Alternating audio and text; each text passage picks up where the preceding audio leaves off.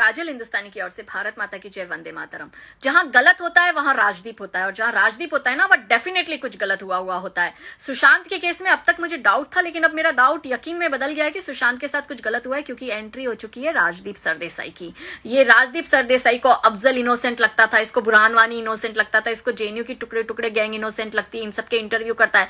ये दिल्ली दंगों का मास्टरमाइंड ताहिर हुसैन का इंटरव्यू कर उसको इनोसेंट प्रूव करने की कोशिश करता है, और अब ये दिल्ली से पहुंच चुका है मुंबई रेहा को इनोसेंट प्रूव करने। तो राजदीप सरदेसाई से तो मेरा सबसे पहला ये सवाल है कि आप कहते हो सुशांत कौन था, क्यों उसको इतना तुल दे रहे हो? भाई सुशांत ने तो 8 से 10 हिट पिक्चरें दी है, वो तो सुपरस्टार था, लेकिन रेहा को कौन जानता है कि आप रेहा के लिए दौड़े दौड़े दिल्ली से मुंबई चले आए? कोई खास रिश्ता हो तो हमें भी बता दो, हम भी जानना चाहेंगे।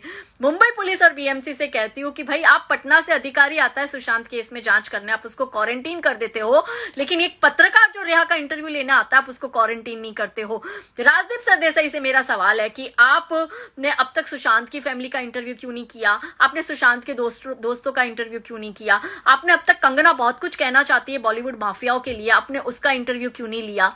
और आप जिस तरह से रेहा का इंटरव्यू ले रहे थे ना, वो जैसे कोई रिश्ते की बात करने जाता है ना, एकदम गुड़ी गुड़ी, कैसे हो, कैसा महसूस कर रहे हो, आपकी पसंद आपकी नापसंद, ऐसा फील हो रहा था। आप मेंटल इलनेस जानबूझकर बार बार शब्द यूज कर रहे थे, रेहा को इनोसेंट बताने की कोशिश कर रहे थे, रेहा को विक्टिम दिखाने की कोशिश कर रहे थे, और कह रहे थे कि आपको नहीं लगता जस्टिस फॉर रेहा भी कैंपेनिंग होना चाहिए? रेहा कहीं आप तो सुसाइड नहीं कर लोगी? तो आपकी ये जो थियरी है ना विक्टिम कार्ड वाली, ये अब चलने वाली नहीं है।